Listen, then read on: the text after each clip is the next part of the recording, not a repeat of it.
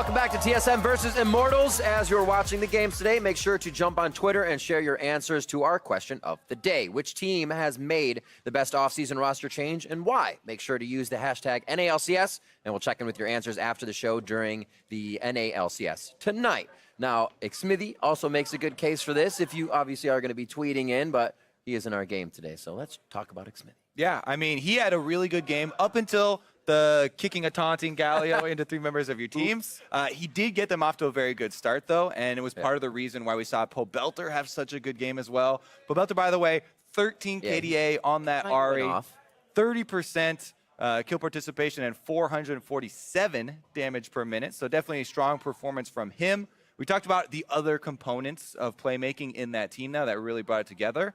And this game just kind of made people realize, oh yeah, you know, with TSM's 2-0 victory over Cloud9, people kind of jumped ahead and they're like, oh, Doublelift is back. It's in. Back to that exact same team back from last year. However, you know, it's still a recent reacquisition, right? And they obviously talked about their own, you know, rust, quote unquote, that they have. So they're still working through some things and definitely have improvements to make as well. Very excited to see how the rest of this game does play out. And just a little bit to speak to that in the communication sense, they're formulating another way to communicate once again. Obviously going back to something they used before, but finding that again. Here, Xmithy is injected in. He's saying, listen to these, and everybody's kind of following those calls. So it's not really a mixed voice, as it were, on TSM. Seems to be working out pretty well for Immortals. Looks confident. All right, getting down that pick bands for number 2. TSM might want to get, you know, some more proactive initiation for themselves. The Ash Arrow was basically their main engage as far as starting off fights. That first pick Olaf and Galio are great charging forward if there's something there to hold people in place. But they weren't able to find too many of the hits with the Ash Arrows and were picked apart pretty well in the early game. I did like the first composition from TSM. It looks super scary. You get hit with that combo, and over again, you wouldn't be able to touch it. The pick composition of Immortals was able to kind of find their way under the skin of TSM in the early game. And Xmithy's Lee Sin, we saw doing a bit of work here to get Flame going in the beginning, stop that Fiora, which actually we haven't seen Haunter on as of late too much, but also stopping that split push that could have been very, very big for TSM. Just waiting to hop into champion select for this one. Again, looking at the bot lane, Bard may be a factor here for TSM to look at, as Ole was actually grabbing Thresh bans yesterday as well, or a few days ago in their games. We've seen a bit of that coming back out, but playmakers from the support again is and one of the reasons I like it so much is it's difficult to ban all of the playmaking supports out, right? Because there is so much variation. Thresh hasn't even shown up yet. Bard, Rakan, you know, there are so many options there if you do want to go that route. And Ole definitely demands some respect on the Bard now. Take a look at jumping right into it, though. Not too much variation so far. LeBlanc has been standard on blue. Same for Zach on red.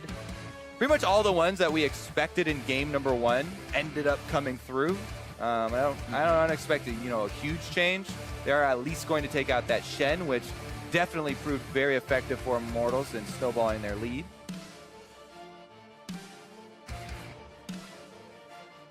Tom Kench as well. That definitely signals to me that Immortals want to go for more playmaking and more picks. Tom Kench is really good at denying a lot of the initiations that we're used to seeing from other supports.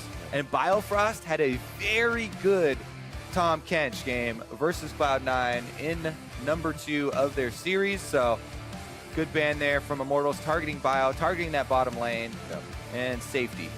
That Tom and that Lulu that Biofrost played. So we'll see what they decide to go with this game. Last ban, phase 1 for Immortals. What do they decide to go with here? Already got the Zac out of the way. We saw Ivern in phase 2 last time. Not as big as he used to be. Maybe even the Lee Sin here, so Svenskeren can't get it to start things off. It's actually going to be the Talia as they're ready for that to come out. It looks like, they're kind of taking the initiative in taking away some of those more proactive picks that we thought might come through from TSM this time. Talia, big on the roaming, obviously, and pushing in the wave early. So they're denying a possible tool for Bjergsen to get more involved. Aurelion Sol is hovered, but the Caitlyn is taken, a ban from last game that neither AD carry was able to use, and now they get that for double lift. All right, double on Caitlyn. Another one of the champions they had a very good performance on already. Scales very well right now. Also, the Hurricane's still stacking headshots works for her. It's just very, very potent at the moment because she can push turrets so quickly and because she scales so well into the cheaper crit items that were changed in the recent patch. Take a jungler, give a jungler, take your support, not show too much. And the Elise left up on this one. Both junglers actually getting a little bit of that. Smithy actually having some great games on the Elise and the Gragas recently. Yeah, it's actually surprising that they don't go for the lock-in here. Elise has been super highly prized. Early Renekton pick, though, coming from Flame. I mean, there's not a lot that can really punish Renekton. Very strong laner, even on the current patch. Fled does fine into him, but it's not like it's a hugely advantageous lane for him. Regardless, though, I do expect, even though they didn't lock in that Elise early, I do expect Immortals to go for some more pick in their composition due to the Tom Kench ban that they showed pretty early there. Svenskeren, though, on one of his main champions, Lee Sin. He has had quite a few highlights on it. And not going to let Smithy grab that one up again. We go back to that Lulu support. A little more safety coming in for double lift. And we are all over the place with picks here in the start of the beginning phase. We'll see how IMT decides to end it out. It's going to actually be that Syndra takeaway. 10 seconds left if they lock it in from Bjergsen. I like it right before the second phase of ban, so they can ban out, the Fizz or the Echo or whatever they're scared of Bjergsen running into the Syndra to try and get those early kills or assassinate her. A couple extra mid lane bans I do expect coming from Immortals in their second phase here. Meanwhile, TSM did lock in that classic combination, Lulu plus Caitlyn. Really good scaling for the late game, even after the nerfs. If they can get through that laning phase, and the laning phase itself is very strong. We already saw them beat C9's duo with it. Here come the mid lane bans, Ari #1. And Thresh already, as far as playmaking supports that we listed off before.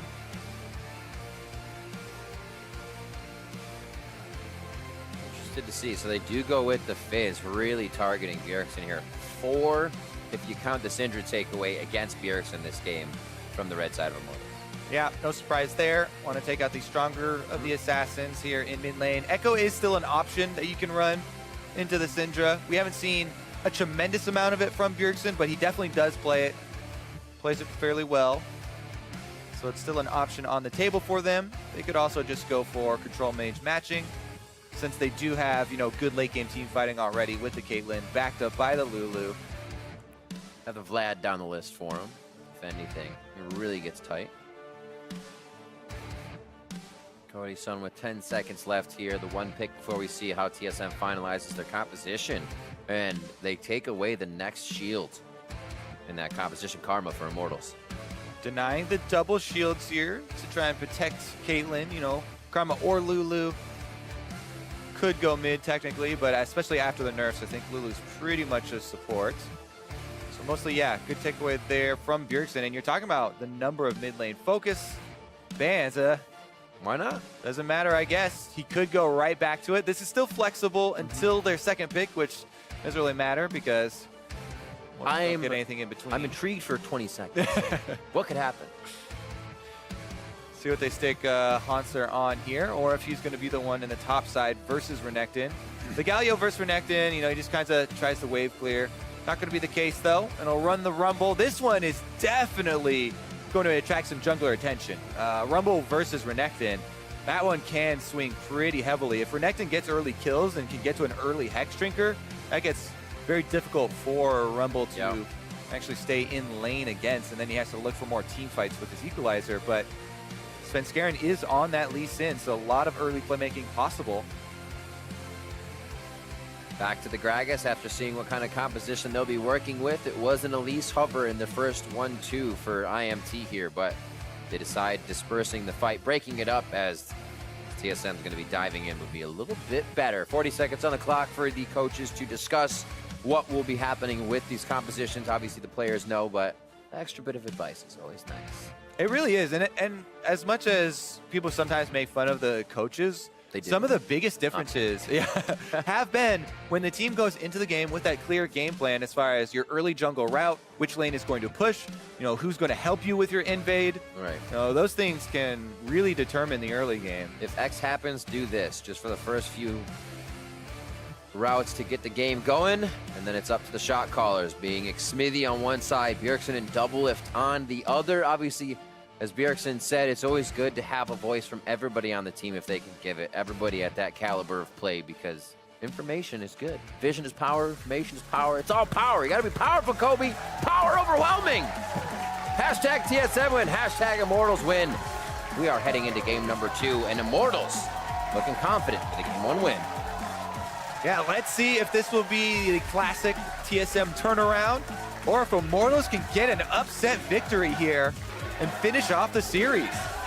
Crowd is definitely behind TSM. Slightly hovering, but almost not enough.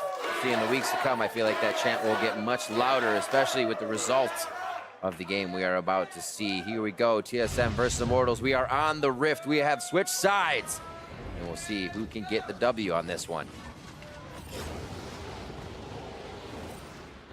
Bit of a mix-up as well. Flame now back on that aggression. Poncer from Fiora to Rumble. Still going to put out some power from the top lane, but like we said, maybe a little more focus from Svenskeren there that time instead of Smithy to start things off. Yeah, definitely true. So actually, I haven't watched the Rumble Renekton matchup when Doran's shield has been added to the mix.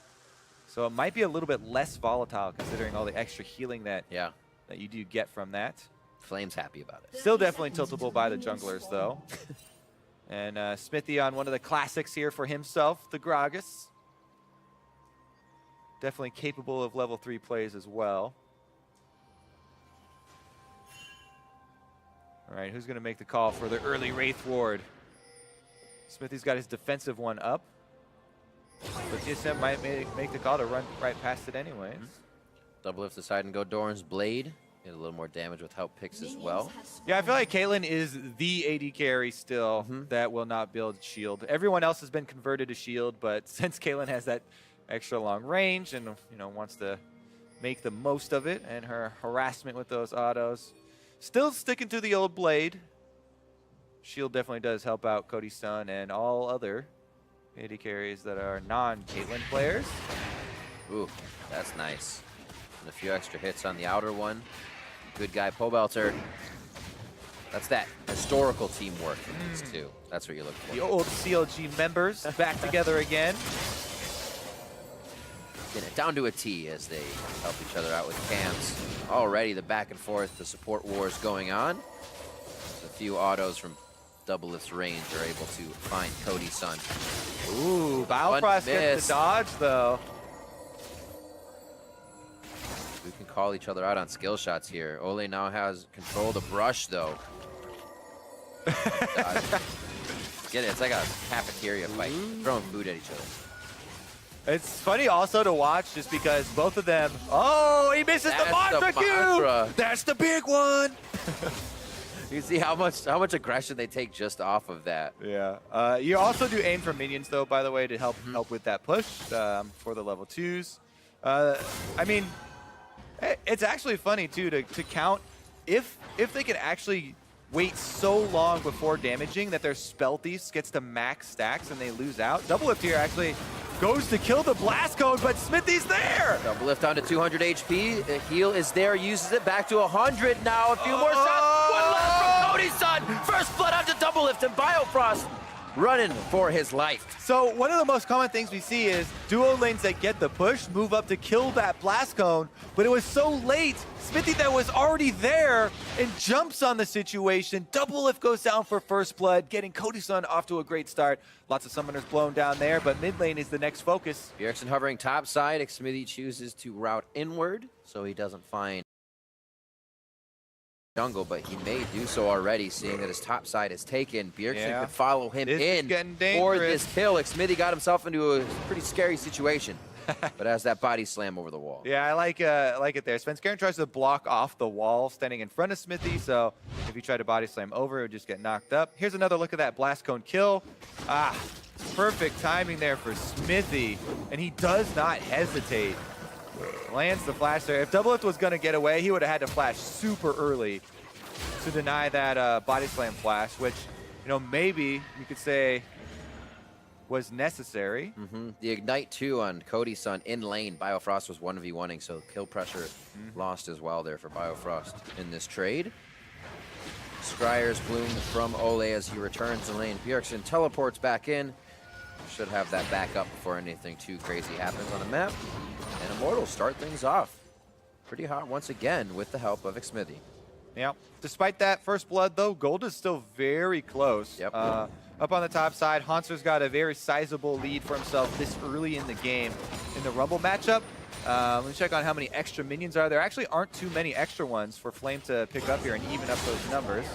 So Hauntzer's going to hold on to this lead, and he's pressuring well with Rumble early on. Again, until the Hex Drinker comes in for Nectin, it's a little touchy. Xmithie, though, almost getting that kill. Pobelter low on mana, so he knows he's safe to toy around with Xmithie. Svenskeren playing very sound in his mechanics there. Yeah, trying to work off some power around the mid lane. Galio's pushing in on Pobelter, so Bjergsen should be able to get another wave into this turret and deny some minions. Svenskeren takes that opportunity to slot in behind Flame. Try and work off of both winning solo lanes. What we expected to see. Flame always having a sixth sense about this, but he may not be able to Ruthless Predator down. Slice and dice immediately. He wastes a Q on Ruthless Predator. And, well, let's go over the mechanics here as well, because you want to get your point blank slice and dice off. So he stuns him in place, does get the, you know, empowered Q, but stuns him in place just long enough so you are on top of the champion model for the enemy that's ganking you, but he's not damaging you. So you can get your slice off in the same direction that you want to get your dice off.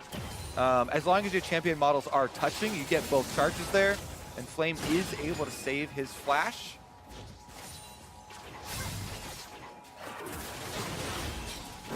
Resolve onto Biofrost. It should be a good trade between the AD carries. Svenskeren not waiting at all. Flashes are down in the bot lane for Cody-san. Minions are there. Now the Q is blocked. He's waiting to get around. Flash in, gets the Q. Take it all the way home. He says, we have the shields. Let's make the deal. Oh my goodness, he waits just long enough too. The cooldown comes back up on Safeguard. He had used it to get into position off that ward by Tribush. And a pretty clean kill there for our TSM as Svenskeren able to go under the turret, draw out the Ignite from Ole as well in the process. And the bottom lane strikes back. So Svenskeren moves up, getting around that side. Remember, it was on cooldown here, so I was thinking he was going to smite that minion and go for the long Q, but he doesn't even chance it. He just goes for the E-flash there, gets the kill after waiting. Dashes back out on his Safeguard. Not much you can do about that, except try and make your own plays. Svenskeren doing a nice job of getting in and out on that one. Let's see if he can keep the fire rolling here as they head towards mid lane. Pobelter gets, I was going to say, baited into another fight there, but the minion wave a little too big. And they're just going to back off. Seems like Bjergsen didn't want the full fight. A lot more. Pretty good CS advantages for TSM here. Both of their side lanes as well. In addition to Bjergsen, you know, constantly pressuring mid lane and keeping Pobelter under his turret, TSM pretty much have all pushing lanes to work with here to open up space for Svenskeren. Also helps that Svenskeren, a good early game, knows the lanes are winning, can do things like this with the rest of the team here. They don't have too much vision past what they're doing. And Xmithie could be the one to change this fight up. Bjergsen now getting pinched in by the rest. They're under a turret, but they want the fight anyways. They can take out Cody-san immediately. A lot of the DPS and only one person taking the turret means this scenario turns safe after looking like it could be troublesome. Right, that was a big kill, so they got some money, but unless TSM continue to pressure in and can actually take the turret, it's not the biggest of losses for Immortals, so TSM are sticking around. They want to capitalize on first turret gold. As well, if they can get anything else out of Immortals, it makes this Mountain Drake a little bit easier. But it seems like too much was wasted on the attempt. Top lane push for the teleport down for Hanser. We'll see how that ends up after seeing this one more time. They do get this kill on Cody-san, but look at this. They are planning on using all resources on this play before they even pull it off. So Bjergsen in there with the flash. Hanser also teleporting. All 5 members down here. And they do get the kill. But, you know, Flame shoves in top, and Immortals are able to defend for now. It does heavily weaken the bottom turret, though. And you still have to keep in mind the possibility of trying to go for a big play there in order to get first turret gold. It's actually something Immortals was doing very well yesterday, even in lane swaps at 7 minutes in the game, lowering turrets, prepping them to be taken down, and they would get these consecutive fights that would just snowball for them. This game kind of getting a taste of their own medicine in that early turret trade here, if it can go down for TSM. Those CS leads are going to start to turn into items as well. Combat power for TSM. Oh, over the wall. That's going to be a flash through. Kill from McSmithy and Flame to the top side. These guys are Bass Brothers this year. Yeah. Obviously, TSM wanted to use their push there to go for the invade, but Flame heads right over, and the quick collapse from Immortals earns them a kill in exchange for that red buff. Still, first turret gold ends up going over to the Caitlyn Lulu combo. Ole low, what a teleport in here. That's going to be Bjergsen if he can get the Justice Punch in. They decide to back out with Pobelter on the fast roam down river. Mid lane now to Immortals. Whew, yeah, relentless bottom lane focus from TSM, and they are able to capitalize on that objective. Uh-oh, sitting on a ward here, though. Doesn't look like there is any sort of trap that will happen, though, because Immortals have everybody else far away, so no bad things will come to Double F Biofrost, even though they are sitting on that ward. Interesting. They just left that wave for Pobelter in mid. Bjergsen actually gets to clean up 2 big ones now. Bot push coming in 93 to 92, even there. 86 to 64 is Cody-san falling slightly behind NCS. But Ole has been picking up a bit of those with his autos and soul flares. Looks like they're just scaling up double if. Lucky for him, he was, well, not lucky for him, but good for him, he was able to actually pick up that kill. They just got onto Cody-san, so he's not relegated to just assists as the support, or AD carry, I should say, being a support. TSM. And a 2K gold lead for now. Yeah, they're sitting on the 1.5, but looks like Smithy's heading down bottom again. They're very well the focus down bottom, and almost all members rotating. Teleport is available for Flame, but not for Hanser.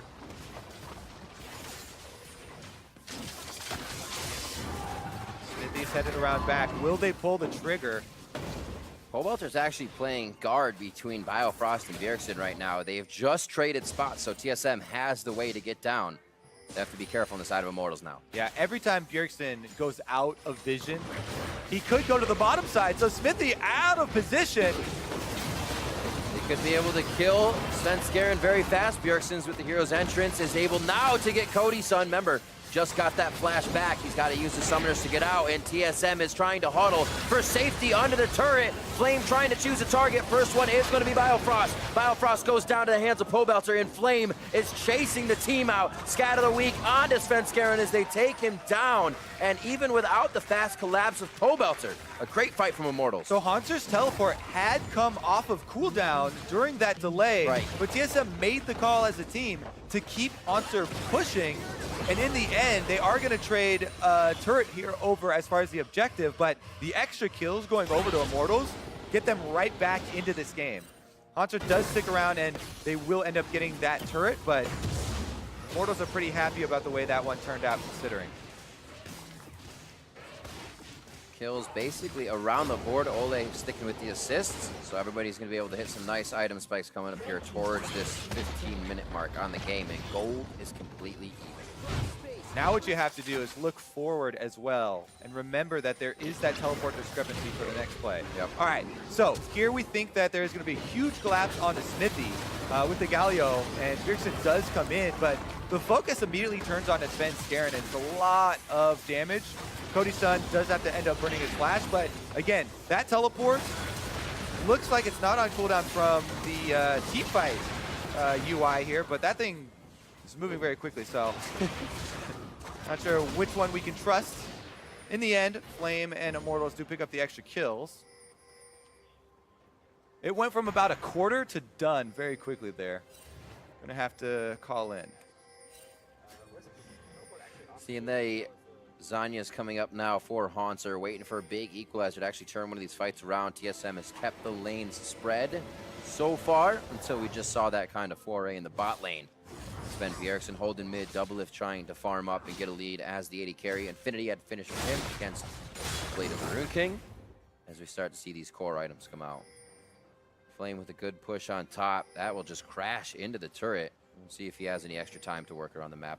All right, I confirmed with observers that was a spectator bug for that teleport during the replay. So his teleport was on cooldown. So again, that was a choice. And the second part of this choice, you now have to look into the future. For both teams, they should be planning around what are TSM going to choose to use this teleport advantage that they now have on Haunter for. The bottom side has to be so careful. And it kind of means that because of that last play, this Mountain Dragon is largely in TSM's favor. If Flame shows top at this wave that Haunter just pushed in, TSM and Immortals both know that TSM has a lot of priority there on the bottom side of the map. And if TSM push up those waves, then they could move right into that dragon. It looks like there's going to be some pressure down there. Contest is slowly coming in. This makes it scary for Immortals. But there's not too much catch potential here on the side of TSM. So Ole is just going to keep vision and let the team work vision towards the top. Yep, and that dragon pretty much won by the decision TSM make to give up bottom lane, let those kills come through, and they still hold on to the teleport. Plus, Haunter was waiting around Rift Herald. They got the Scuttle Crab, so they don't give Rift Herald over for the Drake, and it's pretty much a pure objective victory there. Blue buff just taken over by Xmitty. He'll hover top side for a moment here with Ole on his backside. Good scuttle grab already by TSM allows them to figure out what's going on in the situation. We saw Haunter do that. So Immortals come up a little bit of nothing there, but get the hold of lead so far. Make sure they grab one of these turrets that they're facing. Get an even bigger one. TSM already has top and bottom down. Once they grab that mid, the wards go forward, and it seems like a team with Monster being able to fight in the jungle. Everybody coming in on Bjergsen's ultimate would be a scary place to fight on for Immortals. Yep, TSM have pretty much all their tools ready at the moment. Adaptive Helm done this early for Bjergsen means that he wants so badly to take the Syndra ultimate. If Pobelter ever wastes his ultimate on Bjergsen, it will do very, very little damage. In addition to, you know, reducing each of the sphere damage from his ultimate, he's also got the extra magic shield and has built pure MR. So Pobelter definitely going to look for some other options, whereas Bjergsen can just kind of charge headlong into the fight. Once again, though, TSM have double lift up on top, pushing the wave. Bio and Sven Skaren trying to screen in the jungle. Dark Seal for Ole. I like the idea. A little more healing, a little more damage. Yeah, you can rack up a lot of assists on champions like Karma, and Janna is one that we would see it on often, you know, the Medjai's Jannas, because they don't die too often, and they get a lot of assists through shields and healing. Same theory here with the ring, and not as big of a cost, because the ring sells back like most regular items instead of the reduced cost of Doran's items selling back. It's quite nice. No deep value. Slight help for a push there, just going to cause Pobelter one more sphere. Get himself some positioning, and this is Immortals saying, all right, feels like it's been a little quiet on the map. This may be a time to get some wards in, but they do it carefully with a few members of the team here. But to make movement on the top side, Immortals are looking for the top turret. 3 members moving up, but Haunter's recalling right now. Everybody now has teleports ready. A lot of pings going down. They're definitely sniffing out this play. Won't be caught by surprise, as you can see TSM moving their defenses in place. Oh, teleport behind. They're going to go for the pins. Got to be very careful how much this happens in a choke point. That equalizer is going to be huge this fight. Here comes Hanser, and that is Cody's kicked right back into the frying pan. Hanser's actually in the pit now with Rift Herald. They may start to focus him. If they get stuck in the pit, it might put Immortals in a bad spot. Equalizer cuts off Flame inside, but he can slice and dice out. Smithy's the focus, but Bjergsen is just about out of mana. With the hero's entrance, that's about all he has. And TSM is calling off for low health, low mana. Same thing for Immortals. Woof. 1 kill being traded over here as a really good focus there from Svenskeren. He sees Cody's out of place, goes directly for him with the kick, and they're able to get him with Hanser's flash into the Baron pit as well. And then even though there's decent terrain for Immortals to take that fight afterwards, because their AD carry is down, they don't have the DPS to punish TSM at all, and TSM get away with this single kill. Here's the collapse. Both teleports are used. Svenskeren goes directly for Cody's. Gets the dash into the kick. It was a decent interrupt by Smithy with his Gragas ultimate, so that Sven could not complete his Q, but even so, Hanser flashed over and was able to complete the kill, giving TSM control of this Rift Herald pit. Very nice way to break this game wide open, as even as has been. Zanya's finished up from that Seeker's arm guard being just a few seconds ago. A big fight there for TSM. Really helps to get some pivotal items in their inventory. Yeah, and especially for double lift. This Caitlyn is going to put out a tremendous amount of damage here. Early Infinity Edge done. Should be able to complete his seal now. And Hurricane soon to follow. Quickly put 2 more daggers in. Attack speed abound for double lift at this point. It's actually matching, what, 1.3. Cody, obviously, 1.5 with his Blade of the Rune King. But, like you said, the Infinity Edge is the headshots. If they keep double lift alive with this Lulu comp now, and Bjergsen, Svenskeren on the front line, does not spell good things for Immortals. Definitely true. Dragon coming up next will be an Infernal, so this could actually provoke some more fights around the bottom side of the map. That Scuttle Crab becomes more important now. Get some extra speed around the Infernal Drake. Not going to go for it here for Cody's. Looks like Smithy will slide in there to get it for Immortals. No focus on the Scuttle Crab. Come on, where's the appreciation? 20 seconds on Infernal Drake. No setup being done here. So far, mid lane push, that'll re-wave. But I think your Scuttle is going to be left out until the fight happens, Kobe. It might happen over the Scuttle. The result being the Dragon for the win. Here we go. Now they're going to head down.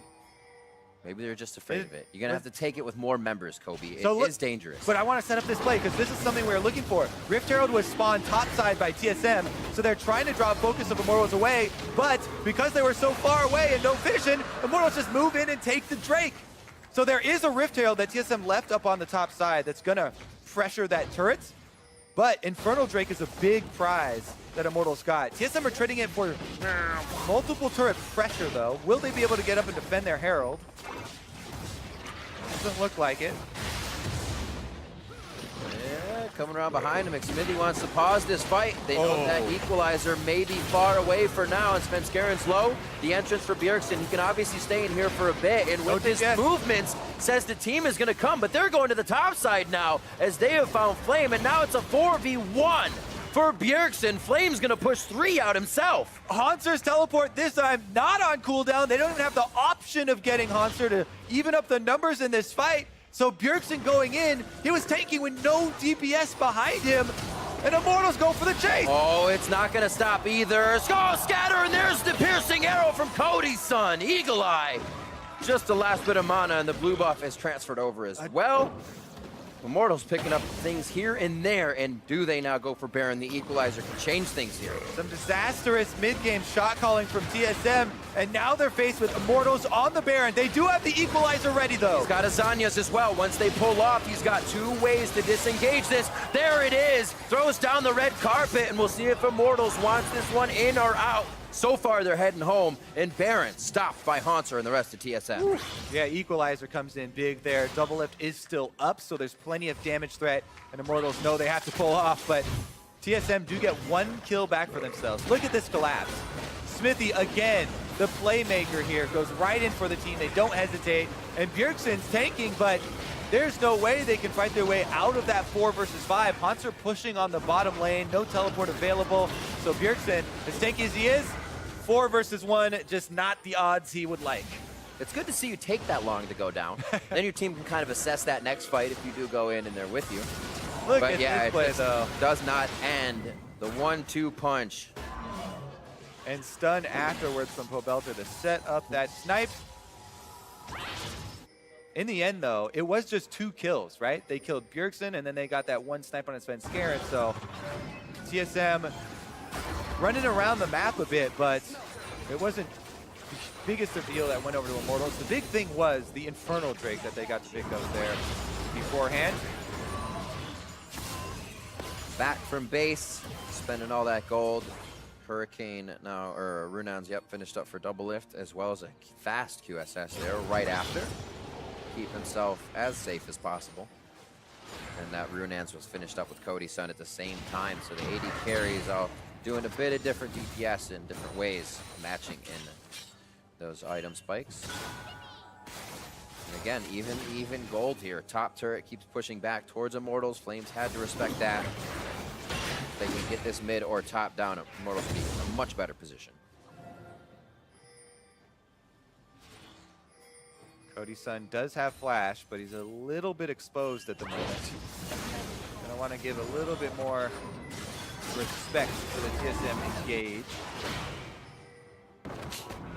It's like, yeah? What else? Yeah, we're both actually running a little bit low on mana. So Immortals should play defensively here. They do have Flame splitting bottom with teleport available. Trying to get their side wave pushing. At the moment, TSM have some good items completed, with Doublelift getting his Quicksilver Sash on top of his core combination of the crit multipliers there. Has a possibility of out DPSing Cody's son in the fight, but Smithy's been very good with his engages, so still has to watch out there. It's a big stalemate now. Team's going to be afraid to fight each other until that one big objective comes up. Right now it's Vision. Oh, nice denial of damage there. A little fun between the junglers as they start getting more wards deeper in. Pobelter knows he may have to come back in a second. He's going to meet Bjergsen in the jungle. Yeah, 2v1 for Pobelter on the top side. It looks like he decided to take it.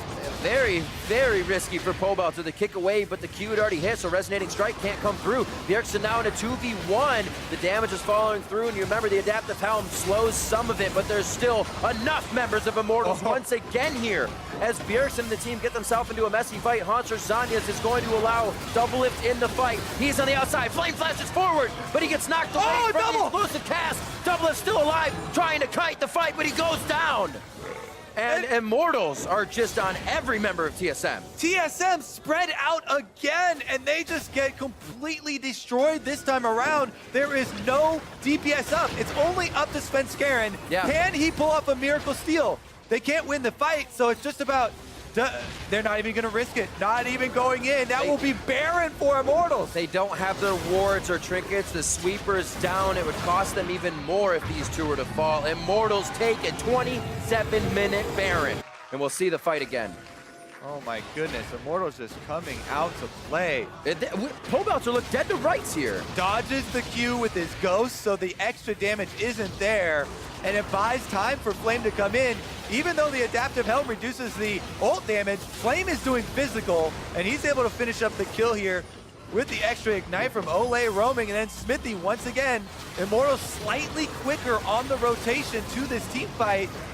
Able to pick him out, then Doublelift nets backwards into the team. It didn't really matter, but it is a little bit of a fumble. All right. Now onto a Dragon. Very scary. They bring themselves into a 50-50 fight after getting Baron. Hopefully, Immortals want this to go in their favor. And if Smithy goes down immediately, Flame on the backside makes TSM move a little differently, but they get into a good position here to see the fight once again.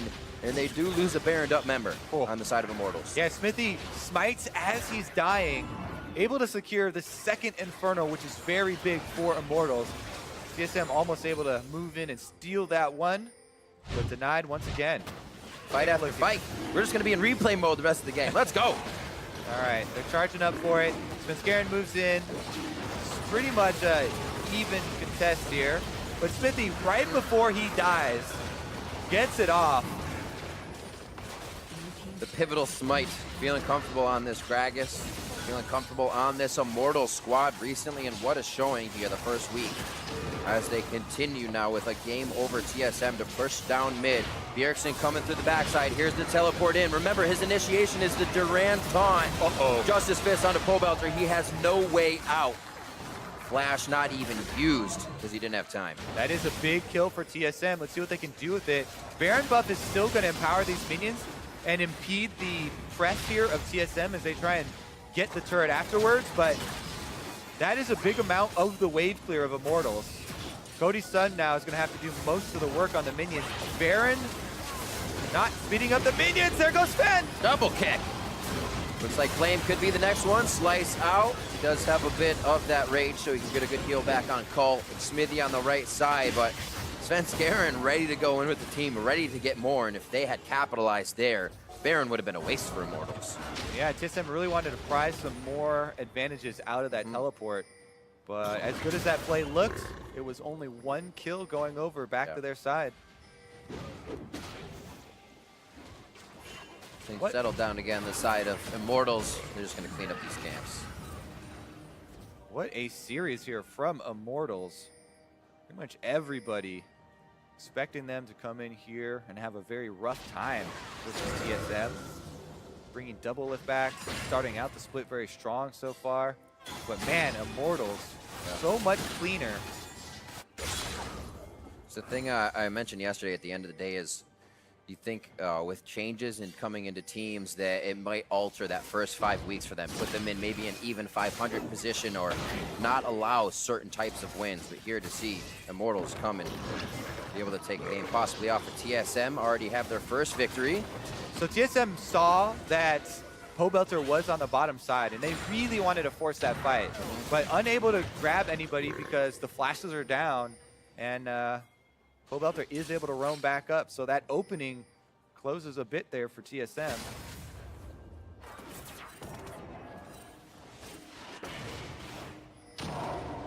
Pobelter looking for clearing. The team confident that they can hopefully protect these wards as well as place them down. Bjergsen's going to be the hit here just to give him a bit of a distraction. However, Hansar and the rest of the team may want this equalizer used over on 2 members as the turret goes down, but Immortals is now able to row behind the rest of TSM. Hansar doesn't want to fully enter the fight with Svenskeren and Bjergsen. And now again they are stretched. Pobelter on the backside of the fight. Double lift goes down immediately, even with wild growth. And now they're trying to recuperate. Bjergsen coming in as Svenskeren and Hansar die at the same time. Bjergsen's now on the ground, and Immortals come out huge from the top lane fight. 4 kills, and they're going to look to take an inhibitor off of this one. It's 40 seconds, Kobe. They got a wave right there. They might even go for some Nexus turrets after this. 25 seconds on double lift. Biofrost used the wild growth on himself, but it wouldn't have mattered. They got obliterated in that fight. Looks like they're just going to go for this. Trying to hit one out. On the other side is Biofrost, but Nexus turrets now, 20 seconds, 8 on to double lift. They could be going for it. A focus coming in from Ole onto Biofrost to lock him down. That's the damage onto the Nexus. Immortals in 2 games takes down TSM. What an upset from Immortals, 2-0, the defending champions. Who won the trade now? It was a question, wasn't it? We'll see what Twitter has to say about that one. But wow, what a game coming in from all of the members of Immortals, from top to bottom, flame-making moves. Cody, Sun, and Ole in the bot lane as well to hold off Double Lift and Biofrost and Pobelter as well, seeming a bit more energized this split. Now they all have Smithy on the team. Yeah, I mean, so rarely do you actually feel like both teams got advantages out of a trade. Yeah. Like, oh yeah, can't both win. Both of them are finding a lot of success, and it really does look to be the case. They got their cake, their ice cream, and they can eat it all. That man right there, no hesitation. Great Gragas play, big initiation. The stunt and the rest of the guys. Incredible to see the resurgence of the happiness in this team. You know, the atmosphere definitely looks a lot better. Absolutely. I mean, you go from the split they had in the beginning to not being able to find that result again. It's kind of just ripped out from under you like a rug, and then you're able to find it back, a few small changes. And it seems like there's something they can latch onto here with why this is happening. It's not a, oh man, they're coming in good, but it seems like there's no real reason to it. There is a reason to it this time, and they can keep advancing on that. TSM with a victory and a loss coming in to the start of the split here. Seems like those late game fights that they used to have so much prowess in is where they're being kind of discombobulated. Yeah. A lot of rotations across the map. Very quick and clean from Immortals. The head bump from the team. Ole there from support, bringing out a Bard, bringing out the Karma, and becoming a big factor for these guys. A huge factor. With the biggest thing, you know, you talked about, Riv. Absolutely. It's not like you don't see where these improvements are coming from. It's the playmaking, constant playmaking from all of those guys. Smithy with the Gragas, you know, Ole with multiple champions there on the support, and Pobelter himself just looks completely renewed. And to look at where this team could actually go this season, they haven't shown too much in these comps. They keep Flame on either kind of the Shen or the Jarvan Renekton, right? You're going to expect a lot from this guy. It's the teleport plays where he comes in. They each show a little bit more than what they have already. So there's something to see for Immortals here this season. They could do very well. To break down that 2-0 series and this week from Immortals, let's send it off to our analyst desk.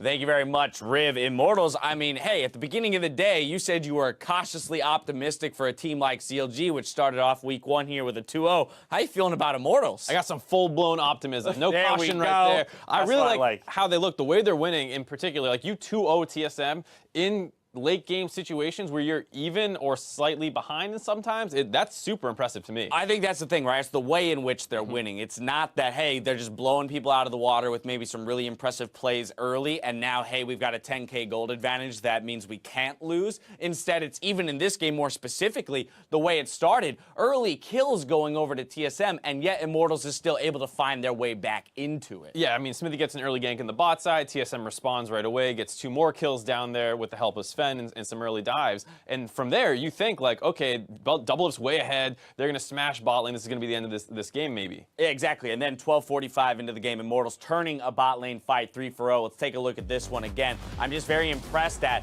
the plays that this team is willing to make when you remove possibly their most aggressive player from the roster. Well played by Smithy, too. Kind of in the back line, going in and out of the fight, flashing the taunt, getting out of the Gragas ultimate, and eventually they get enough poke damage down that they pin the rest of TSM into the turret. Flame goes in there, really well played, picking out on Biofrost to focus out, as well as allowing the rest of the team to focus on the frontline members. And I tell you, the communication has to be better. It is clearly better because, again, bringing Flame down for a full 5-man dive there, that is something that the old Immortals would not do. Or if they did, it would be really discoordinated. We're like, you know, right. he's keeping in late, or he's too early. They only get 1 kill, or maybe they trade 1 for 1 and all that. Who knows how bad it could go? But with a lot of these plays with Immortals throughout this game, it is well coordinated and it is well thought out. Now, this isn't to say that TSM played extraordinarily poorly either. Again, I mean, this was a close game. Of course, they won a few fights, which at times was making us question again, all right, well, will TSM pull this out given their composition? Will perform in the late game, and yet Immortals does not let up. I think that's the big thing, is that you can say, like, I think TSM looked like they're playing well. The comp is weird in the sense that it's not something you would expect to see out of TSM, where Galio is a little bit of a playmaker, but he's mostly wave clear and then transitioning into kind of setup, as opposed to, like, I'm going to drop the damage, where usually you want Bjergsen on that damage dealer who's going to be able to solo carry the game. Galio, a lot more setup. The team was based a lot around Doublelift carrying, and a couple times in fights he kind of got taken out right away. I think that's twofold, right? Galio's just one, a strong champion, so it kind of makes sense that we would still see it in the mid lane. And then 2, I think it points to the fact that, hey, Doublelift's back on the roster. So TSM, once again, returning to that kind of place of comfort where they're saying we can win from bot, mid, or top. I feel like in the Turtle iteration, less confident winning from the bot lane and focusing more on Bjergsen and Haunter being their true carries. Yeah. Seems like, again, they're trying to reach for that strategic diversity here in the early weeks of the split. I think that could be the case where they're not necessarily looking at this series as a must-win series, and you see them picking their completely like, all right, Bjergsen's on Syndra or Talia or something, and we're going to try and smash this series. It did feel like they were more willing to have a game plan where they put him on Galio to see, like, let's try this out. They swapped out the Fiora for Rumble to get a little bit more team fighting, potentially, but it still didn't look like TSM was 100% confident on the comp, but still, like we said, not playing bad. Yeah, absolutely. But to that end, it's rare that I find myself saying, at least within the context of the North American LCS, that TSM is wildly out of position, or it looks like they're getting caught, and look how they're getting taken advantage of. But that's what happens in the final fight here, 31-30 into the game. Immortals finds a beautiful pick here in the top side of the map. I mean, that first-tier turret is still alive, and they're going to end the game because of this. Yeah, and you see TSM kind of overcommitting, trying to chase down onto the members of Immortals here, going really hard onto Smithy and Flame. It opens up the backline to find an opening here on Doublelift. There There's the comes last one in. Pobelter. Yep, and there we say you have this protected Doublelift comp. Well, he's dead at the start of it, and that basically means you cannot win this team fight unless Haunter has the most godlike ultimate you've ever seen. Not really the case here, and it was kind of the fact that Immortals kites out TSM, who want to be really grouped up. It opens up the backline, and then you see Pobelter get a great flank. And that's the kind of playmaking that I think Pobelter now perhaps feels empowered to do, where he's saying, hey, while this fight is occurring up here near that first-tier turret, I'm going to recognize the win condition of TSM being that Caitlyn in the late game. Well, great, I'm Syndra. I'm built to deal with that carry. Let me just swing around the back here and actually pull the fight, you know, out for the squad. Of course, he could have just grouped top and the game elongates another 10 minutes, and then maybe they don't even win the game entirely. Right. I mean, if you slow down too much and TSM starts setting up control, they get a Baron with all these Kate traps, these kind of things can happen. But if you get them in the flank like that, making sure that they are spread out, the Galio is not instantly there to taunt or anything like that. That's really the case. And Immortals did have some things going for them. They had good dragon control as well, something Smithy's known for. I think he got a smite steal over this game, grabbing an Infernal away from TSM. Yep. And I think Smithy deserves a lot of credit just because when he was on CLG, he often had good early games, but a lot of people pinpointed that more to the coaching staff and the team always having good game plans, right, and not necessarily Smithy's role in those game plans, where he's always out there executing them. And this time around, again, a good early game. Right, so whether or not the plan is coming from him or it's just in the moment kind of decision-making, it's clearly working out. We mentioned Pobelter brings the damage player of the game going to Flame, though. I think a lot of it is just because we're seeing kind of the development of his ability to join the team and work with the team in a more cohesive manner right here off the bat. I think that's the big thing, because when we saw that big bot lane dive in the early game that brought things kind of back in Immortals' favor, Haunter did not have teleport. Flame matching up very well in the 1v1 versus what many would say is the best top laner in the league, and then able to outplay him in team play as well over the course of this game. So huge performance out of Flame. All right, so as his big performance out of Flame, and he picks that up. We're going to toss it now over to Captain Flower, who's standing by with an interview with Pobelter. Thank you very much, gentlemen. I am here with the mid lane star of Immortals, Pobelter himself. Now, to start things off, you have personally had a phenomenal couple of performances throughout the series this weekend. How have you made that happen? What are the personal goals and just habits that you're forming for yourself to allow you to be this big playmaker? I started, well, throughout the offseason, I was just practicing really hard, and I was able to hit rank 1 in solo queue and just like trying really hard every game, even in solo queue. And so I think that's a pretty big part of it. And then actually another big part is I keep eating really like good foods right before I eat and go on stage. So I'll go out to like a restaurant right by our house and have a really good meal before we play. And I think it actually helps me focus a lot more. That's an awesome habit. Keep that in mind, you guys. It's not just grinding on the Rift. You got to do the good stuff outside as well. And speaking of the things outside of Summoner's Rift itself, one of the big discussions going into Summer Split was the jungler trade between Immortals and CLG. Now that you guys have Xmithy on the team, how has that changed the dynamic? How has that changed the team play? Just talk to me a little bit about the different feel of the team as a whole now. Xmithy's actually really good. I'm so happy to play with him. He's improved so much since I played with him on CLG, and he was already good before. So he's just really good at, you know, we kind of joke that we're like all mechanics, no brain, and then Xmithy is the brain. So he just kind of leads us around, keeps us focused on whatever our plan is. If we want to go for something stupid, he says, no, don't do it, or like, okay, you can do it. But yeah, he just has a really good mind for the big picture. And so yeah, I think it's a really good fit for our team. Sounds like he's doing a good job keeping everybody together, keeping everything in check. Now, to make sure that Immortals keeps this momentum going, keeps itself in check as a group, and extends this on to another smashing split similar to what we've seen in the past, what's ahead for you guys? What's the next step to make sure you keep this up? I think right now we'll probably just stick to what we're doing because it worked really well for us this weekend. We had a pretty tough weekend coming into P1 and TSM, so we weren't sure how we were going to do, but I think we'll gain some confidence from this and then be able to kind of motivate us in our practice going forward. And actually right now our coach Song is in Korea right now finalizing his visa process. And so he stayed up, it's like 3 a.m. in Korea right now, probably closer to 5 a.m. right now, and he stayed up like the whole night preparing the band pick and making sure he was still up so that we could prepare. And he also has a really good mind for the game, so really happy to work with him too. Now that's dedication right there, staying up all night to make sure the team is doing what they need to do. And when you take down 2 of the top 3 teams from last split, you guys have got to be feeling good. Again, big congratulations to you. Looking forward to seeing more plays out of you and the rest of the Immortals boys as the split goes on. One more time for Pobelter. Ladies and gentlemen, please make some noise. We are going to be back momentarily now with more LCS action. Coming up next, it's FlyQuest versus Dignitas. Don't you go anywhere. We are going to be right back.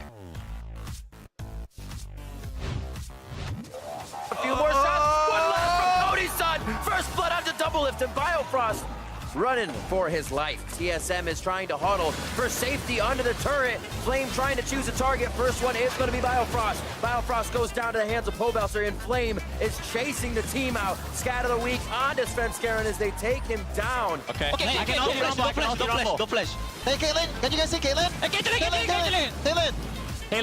Caitlyn. Is that? We got him. Pobelter on the backside of the fight. Double lift goes down immediately, even with wild growth, and now they're trying to recuperate. Bjergsen coming in as Svenskeren and Haunter die at the same time. Bjergsen's now on the ground, and Immortals come out huge from the top lane fight. Immortals in 2 games takes down TSM.